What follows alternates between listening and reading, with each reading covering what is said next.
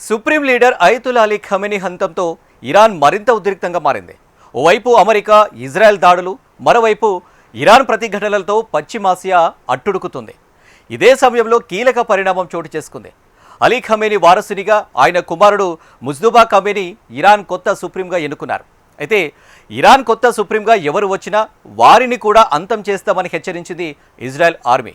కాగా ఇరాన్ మీద దాడిని సమర్థించుకున్న ట్రంప్ ఆ దేశం తమపై అనుదాడికి సిద్ధమైనట్లు తెలియడంతో తామే ముందుగా స్పందించామని చెప్పుకొచ్చారాయన. ఇరాన్ కొత్త సుప్రీం లీడర్ ఎవరో తేలిపోయింది. అమెరికా, ఇజ్రాయెల్ దాడుల్లో మృతి చెందిన అయతుల్లా అలీ ఖమేనీ వారసుడిగా ఆయన కుమారుడు ముజ్తబా హుస్సేనీ ఖమేనీ నియమితులయ్యారు. 88 మంది మత గురువులతో కూడిన అసెంబ్లీ ఆఫ్ ఎక్స్పర్ట్స్ మండలి ముజ్తబా ఖమేనీను సుప్రీం లీడర్గా ఎన్నుకుంది.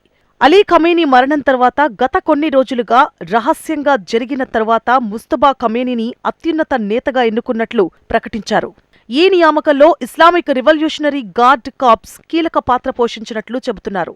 సైనిక నాయకత్వం నుంచి వచ్చిన ఒత్తిడి, ప్రస్తుత యుద్ధ వాతావరణంలో స్థిరమైన నాయకత్వం అవసరమనే కారణంతో ముజ్తబా వైపు మత పెద్దలు మొగ్గు చూపినట్లుగా తెలుస్తోంది. ఆయనకు గతంలో ప్రభుత్వ పదవిని నిర్వహించిన అనుభవం ఏదీ లేదు. 56 ఏళ్ల ముజ్తబా త్వరలోనే సుప్రీం లీడర్గా బాధ్యతలు చేపట్టనున్నారు. ఫిబ్రవరి 28న అమెరికా, ఇజ్రాయెల్ బలగాలు పక్కా ప్రణాళికతో జరిపిన దాడిలో సుప్రీం లీడర్ అయతుల్లా అలీ ఖమేనీతో పాటు ఆయన కుటుంబ సభ్యులు, సలహాదారులు మరణించారు.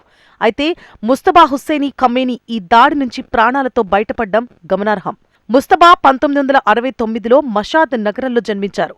ముజ్తబా 10 ఏళ్ల వయసులోనే ఇరాన్ రాజు మొహమ్మద్ రెజా పహ్లావీకి వ్యతిరేకంగా 1979లో ఇస్లామిక్ విప్లవం జరిగింది. ఆ సమయంలో ఖమేనీ కుటుంబం రాజకీయంగా ఎదిగింది.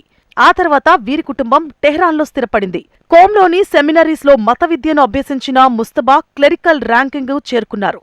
కానీ అత్యున్నత ర్యాంక్ అయిన ఆయతుల్లాను అందుకోలేకపోయారు. తన తండ్రి అలీ ఖమేనీ సుప్రీం లీడర్గా ఉన్న సమయంలో పరిపాలనా, అత్యున్నత నిర్ణయాల్లో ముజ్తబా కీలక పాత్ర పోషించారు. ముజ్తబా హుస్సేనీ ఖమేనీ 1980లో జరిగిన ఇరాన్-ఇరాక్ యుద్ధంలో పాల్గొన్నారు. ఆ అనుభవమే ఇరాన్ సైన్యానికి ఆయనను దగ్గర చేసింది. ఇస్లామిక్ రెవల్యూషనరీ గార్డ్ కోర్తో ఆయనకు బలమైన సంబంధాలున్నాయి. ముజ్తబాకు సుప్రీం పదవి దక్కడానికి ఇది ఒక కారణమే ఉండొచ్చని రాజకీయ విశ్లేషకులు చెబుతూ ఉంటారు. ముజ్తబా నియామకానికి మత పెద్దల కమిటీ సుముఖంగా లేరని తెలుస్తోంది. వారసత్వ రాజకీయాలను ప్రోత్సహించడం మత సిద్ధాంతాలకు విరుద్ధమని ఈ కమిటీ భావిస్తోంది.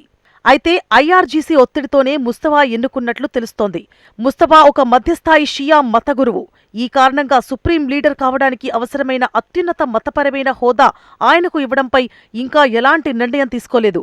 ఇక ముజ్తబా ఎలాంటి అధికార పదవులు నిర్వహించుకున్నా రాజకీయ నియామకాలు, పాలనాపరమైన నిర్ణయాల్లో తెర వెనుక కీలక పాత్ర పోషించినట్లు చెబుతారు. ముజ్తబా ఖమేనీపై 2019లో అమెరికా ఆంక్షలు విధించింది. అయినా ఆయన ప్రపంచవ్యాప్తంగా సంపన్న సామ్రాజ్యాన్ని ఏర్పాటు చేయడమే గాక పశ్చిమ మార్కెట్లో $1 బిలియన్ పెట్టుబడులు పెట్టినట్లు గతంలో పలు కథనాలు వెలువడ్డాయి. ముజ్తబా నికర సంపద ఎంతని దానిపై స్పష్టత లేదు. కానీ ప్రపంచవ్యాప్తంగా పలు దేశాల్లో ఆయనకు పెట్టుబడులున్నాయట. స్విస్ బ్యాంకు ఖాతాల్లో పెద్ద ఎత్తున డిపాజిట్లతో పాటు బ్రిటన్లో $138 బిలియన్ విలువైన లగ్జరీ ప్రాపర్టీ ఆయన పేరు మీద ఉన్నట్లు సమాచారం. ఇరాన్ సాంప్రదాయవాద రాజకీయ నాయకుడు ఖోలం అలీ కుమార్తె జహరాను ముజ్తబా 2004లో వివాహం చేసుకున్నారు. వీరికి 3 పిల్లలు. వీరి కుటుంబం గురించి బయటి ప్రపంచానికి పెద్దగా తెలియదు. అయితే ఇటీవల ఇజ్రాయెల్, అమెరికా జరిపిన దాడుల్లో ఆయతుల్లా అలీ ఖమేనీతో పాటు ముజ్తబా భార్య కూడా మృతి చెందినట్లు తెలుస్తోంది. దీనిపై అధికారిక సమాచారం లేదు. 1979 ఇస్లామిక్ విప్లవం తర్వాత ఇరాన్ చరిత్రలో ఇది రెండో నాయకత్వ మార్పు మాత్రమే కావడం గమనార్హం. 1989 నుంచి ఇరాన్ సుప్రీం లీడర్గా ఉన్న అలీ ఖమేనీ మరణం తర్వాత ఈ నియామకం జరిగింది. సాధారణంగా షియా మత సాంప్రదాయంలో తండ్రి తర్వాత కుమారుడు పీఠం ఎక్కడాన్ని మత పెద్దలు అంతగా ఇష్టపడరు. వారసత్వ పాలనకు వ్యతిరేకంగా ఇరాన్ ఇస్లామిక్ విప్లవం వచ్చింది. రాచరిక వ్యవస్థను అంతం చేయడానికి 1979లో విప్లవం జరిగింది. ఖమేనీ కుమారుడికి పట్టం కట్టడం అనేది విప్లవ ఆశయాలకు విరుద్ధమని అసెంబ్లీ ఆఫ్ ఎక్స్పర్ట్స్ మండలిలోని కొందరు మత పెద్దలు ముజ్తబా ఎన్నికను వ్యతిరేకించినట్లు తెలుస్తోంది. వాస్తవానికి ఖమేనీ కూడా తన కుమారుడు ముజ్తబా పేరును వారసుల జాబితాలో చేర్చలేదు. అయితే ప్రస్తుతం ఉన్న ఉద్రిక్త పరిస్థితులు, ఐఆర్జీసీ ఒత్తిడి మేరకు ఇరాన్ మెజారిటీ మత పెద్దలు ఈ నిర్ణయం తీసుకున్నట్లు సమాచారం. మరోవైపు ఇరాన్ కొత్త supreme leader Mustafa Hussaini Khamenei ఎంపికపై ఇజ్రాయెల్ తీవ్రంగా స్పందించింది. ఇరాన్ ప్రభుత్వం ఎలాంటి కొత్త నాయకుణ్ణి నియమించినా సరే వెంటనే లేపేస్తామని తీవ్ర హెచ్చరికలు జారీ చేసింది. ముస్తఫా ఎంపిక క్రమంలో ఇజ్రాయెల్ రక్షణ మంత్రి ఇజ్రాయెల్ కాట్జ్ ఇరాన్కు హెచ్చరిక జారీ చేశారు. పరోక్షంగా ముస్తఫా ప్రాణం తీసేందుకు తాను దేశ ప్రధాని బెంజమిన్ నెతన్యాహు ఇజ్రాయెల్ రక్షణ దళాలకు ఆదేశాలు జారీ చేసినట్లు తెలిపారు. Operation roar of the lion లో భాగంగా అంతర్భాగంగా మిషన్ను నిర్వహించడానికి అన్ని విధాలుగా సిద్ధం కావాలని, చర్య తీసుకోవాలని ఐడిఎఫ్ కు సూచించినట్లు చెప్పారు. కాగా తమ సుప్రీం లీడర్ అలీ ఖమేనీ హత్యను ఇరాన్ అంత తేలికగా తీసుకోలేదు. అమెరికా ఇజ్రాయెళ్లపై తీవ్రంగా ప్రతిఘటిస్తోంది. ముస్తఫా తన తండ్రి విధానాలు, ఆకాంక్షలను ఏ విధంగా కొనసాగిస్తారు అనేది వేచి చూడాల్సిందే. మరోవైపు ఇరాన్ పై అమెరికా, ఇజ్రాయెల్ జరిపిన దాడులను అమెరికా అధ్యక్షుడు డొనాల్డ్ ట్రంప్ సమర్థించుకున్నారు. ఒకవేళ తాము దాడులు చేయకపోయుంటే ఇరాన్ తమపై దాడులు చేసేదని పేర్కొన్నారు. ఇరాన్ చర్చల పేరుతో కాలయాపన చేస్తూ తమపై దాడి చేయాలని చూసిందని అర్థమైందని ట్రంప్ అన్నారు. అందుకే ఇజ్రాయెల్ కంటే ముందే తాను ఈ నిర్ణయం తీసుకున్నట్లుగా చెప్పారు. ఇరాన్ వద్ద ఉన్న క్షిపణులు చాలా కాలంగా ఇతర దేశాలను లక్ష్యంగా చేసుకుని సిద్ధంగా ఉన్నాయని, వారికి అణుబాంబు తయారు చేయడానికి కేవలం 1 నెల సమయం మాత్రమే మిగిలి ఉందని ఆయన వెల్లడించారు. తాము సరైన సమయంలో స్పందించడం వల్ల ఒక పెద్ద విపత్తు తప్పిందన్నారు. ఇరాన్ పాలకులను మానసిక రోగులుగా ట్రంప్ అభివర్ణించారు. వారు రాజకీయాల కోసం పనిచేయడం లేదని, వారి సిద్ధాంతమే ప్రపంచాన్ని నాశనం చేయడమని ట్రంప్ ఆరోపించారు.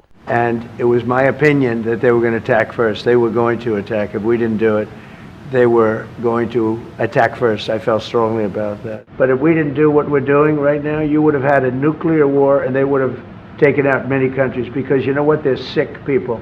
They're mentally ill, sick people. మరోవైపు ఇజ్రాయెల్ ఇరాన్ రాజధాని టెహ్రాన్లో ఉన్న రహస్య అణ్వస్త్ర హెడ్ క్వార్టర్స్ ను ధ్వంసం చేశామని ఇజ్రాయెల్ సైన్యం ప్రకటించింది. 2025 సంవత్సరంలో తాము చేసిన దాడుల్లో ధ్వంసమైన ఈ న్యూక్లియర్ ప్లాంటును ఇరాన్ మళ్లీ నిర్మించుకుందని తెలిపింది.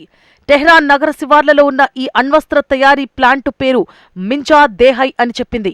ఈ న్యూక్లియర్ ప్లాంటులో కొంత భాగం అండర్ గ్రౌండ్ లో ఉందని వెల్లడించారు ఐడిఎఫ్ అధికారి ప్రతినిధి ఎఫ్ఈ డెఫ్రిన్. ఇందులో అణ్వస్త్రాల తయారీపై ఇరాన్ న్యూక్లియర్ సైంటిస్టులు రహస్య పరిశోధనలు చేస్తున్నారని పేర్కొన్నారు. అయితే ఈ యూనిట్లో యురేనియం శుద్ధి ప్రక్రియ జరిగిందా లేదా అనే సమాచారాన్ని ఐడిఎఫ్ తెలుపలేదు. ఇక మింజా దేహై న్యూక్లియర్ కర్మాగారంపై ఇజ్రాయెల్ దాడి వివరాలపై ఇప్పటి వరకు అమెరికా సైన్యం నుంచి ఎలాంటి ప్రకటన వెలువడలేదు. కాగా లెబనాన్ దక్షిణ భాగంలోని హిజ్బుల్లా మిలిటెంట్ల 60 స్థావరాలను ధ్వంసం చేశామని ఐడిఎఫ్ తెలిపింది.